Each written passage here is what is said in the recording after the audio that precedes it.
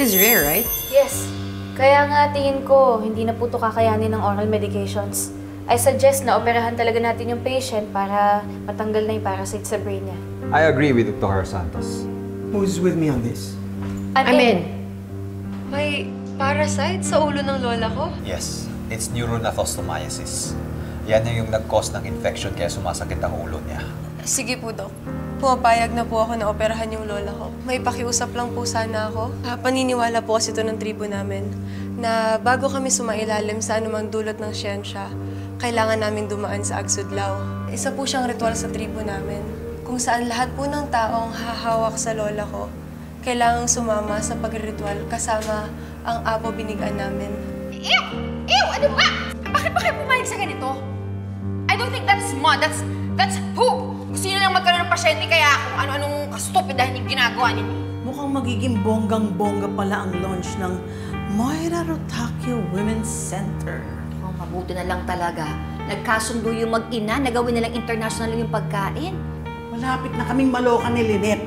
Baka mas lalo kayong maloka mamaya sa event. May I present to you Moira Rotakio's bust. Sino gumawa nito? Kagagawan niyo to, di ba? Eh kayo nag-deliver niyan dito, hindi naman ganyan nandito dati. Morgana, stop! You're beginning to sound like Moira.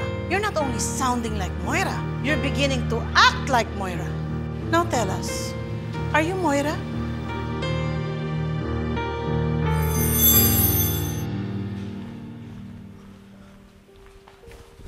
Zoe! Zoe! Bakit mo ginawa yun? Muntik mo pa masaktan si Apo. What's wrong with you? What's wrong with me? What's wrong with you? Kung ano-anong pinapalagay niyo sa mukha ninyo. Kahit ano pa yon, madumi yun. Kaya pwede ba palayasin niyo na nga sila? Zoe, kasama yun sa ritual nila. Huwag mo naman sila bastusin. I don't care. It's still unhygienic. And how sure are you that's just mud? Kung maaga ka sana dumating, nalaman mo at pwede kang umalis. Hindi yung late ka na nga, binabastos mo pa sila. Teka, ba't parang ako yung mali? Talagang ikaw ang mali. Nagpaalam sila sa atin tungkol sa paniniwala nila. At we agreed. Di ba nag-no ka na? Bakit bigla ka sumulpot? Tay? Pare, uwi na sina Apo. Pero i-check muna ni Annalyn ang BP ni Apo bago umuwi. Ah, i-check ang BP? Bakit? May hypertension daw po kasi pala si Apo, kaya kailangan po natin siyang ma-check muna. Okay, sige anak. Samahan mo muna sila sa ER. Tara po. Sandali.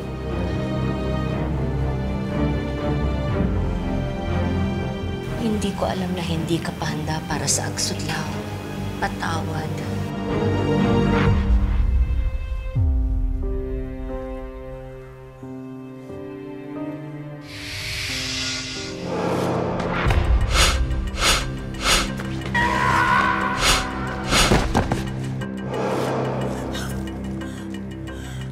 May dugo yung mga kamay mo!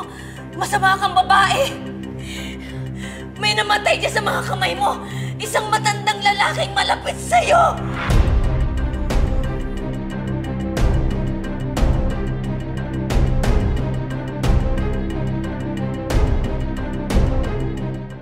Of course not! I'm Morgana, hindi ako si Moira. Pero kung umasta ka kasi, Moirang Moira eh. Yan. Nangaaway ng tao, naninigaw ng tao. Moirang Moira yun eh. Eh, sino ba naman hindi magagalit? Binababoy na lang yung bust ng ate ko. Well, I understand how you feel, but... Ladies and gentlemen, if any one of you can tell us who did this to Moira's bust, please let us know right away. Wala akong ibang naiisip na gagawa nito kung hindi ikaw. Me? Come on, Chantal. You know I'm not going to indulge in cheap tricks. That is so uneducated. And besides, kung sisirain ko yung bust ni Moira, edi yung mukha na lang ni Morgana ang sisirain ko. Total, magkamukha naman sila, di ba? Ma'am Giselle! Ma'am! Halika na po. malalaman din natin kung sinong gumawa nito.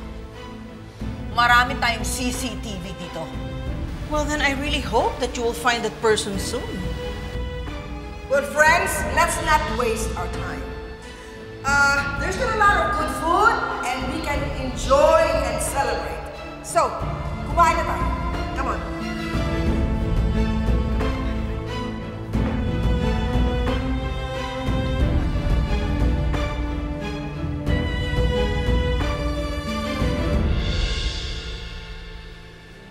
Ano sinasabi mo? Hindi ka karapat-dapat na humawak kay Apo Eling. Nagbuwis na ng buhay ang mga kamay mo. Nagbuwis ka na ng buhay. Ano ang sinasabi mo? Zoe, hindi mo siya kailangan sigawan. Sige na, anak. Samahan mo na sila sa ER. Sige po, tara po. Masama kang babae. May dugo yung kamay mo. Masama kang babae. May dugo yung kamay mo. Masama ka.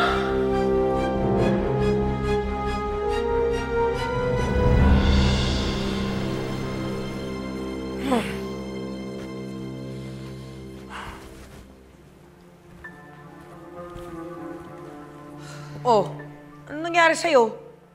Nakabusangot yung mukha mo. Don't tell me. May nangyari na naman sa inyo ni Annalyn. Basta, don't ask.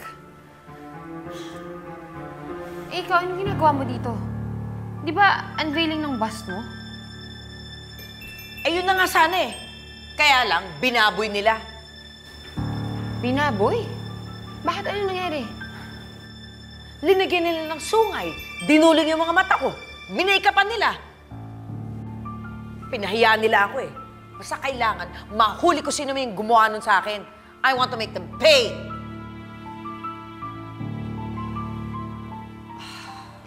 Oh, Mama. Anong balita? Nakita niyo na ba kung sino yung gumawa nun sa CCTV?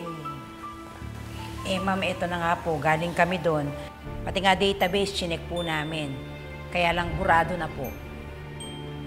What?